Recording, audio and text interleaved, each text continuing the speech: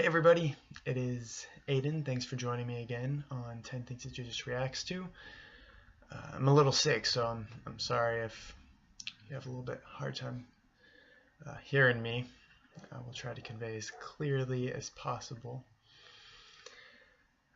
So last week, if you remember, we talked about Jesus in response to the questions of which of the commandments are the greatest. And so I pulled from the passage of Matthew verses 34 through 40. So I'm just going to read those again real quick as a little snippet. All right. When the Pharisees heard that he had silenced the Sadducees, they gathered together, and one of them, a lawyer, asked him a question to test him. "Teacher, which commandment in the law is the greatest?" He said to him, "You shall love the Lord your God with all your heart, and with all your soul, and with all your mind. This is the greatest and first commandment, and the second is like it. You shall love your neighbor as yourself. On these two commandments hang all the law and the prophets." Okay, so last week we talked about the second of these, which is you shall love your neighbor as yourself.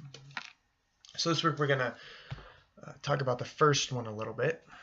So we see that Jesus commands us to love God with all of our heart, with all of our soul, with all of our mind. This is asking a lot.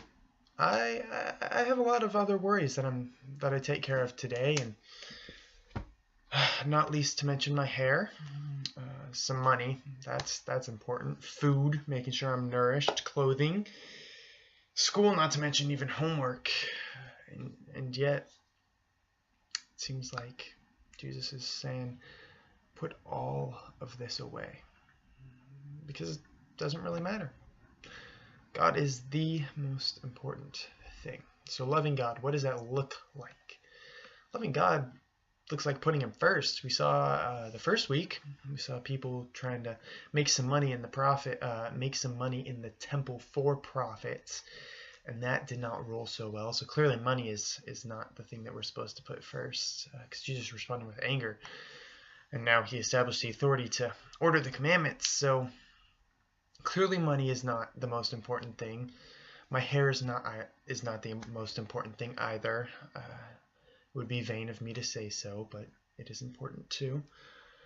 School and homework is important because, it's doing God's work, but if we lose sight of who God is and where God is, getting lost in our homework, it's almost better not to do it, because establishing a relationship is something that's very important to Jesus and to God. So it's not money, it's not getting lost in school and homework, it's not my hair, it's not food. Gluttony is one of the 7 deadly sins. So out of the examples that I listed that are some of the most frustrating / difficult things in my days, we see that we are supposed to put God first.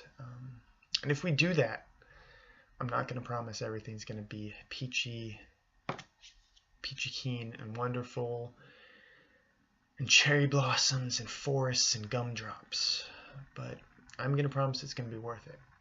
And I think that what Jesus is saying in this passage about loving God is not getting lost in our worldly activities, worldly desires. It's really focusing on him, and through that we grow a closer connection and relationship to him. One of the most important things. The most important thing according to Jesus, since it is the first commandment as ranked by Jesus.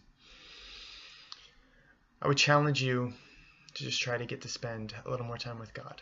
I know I need to do that as well, and I would challenge you to do that as well, and try to find some way that really helps you connect with God, something that helps you put him first and really shows your love for him.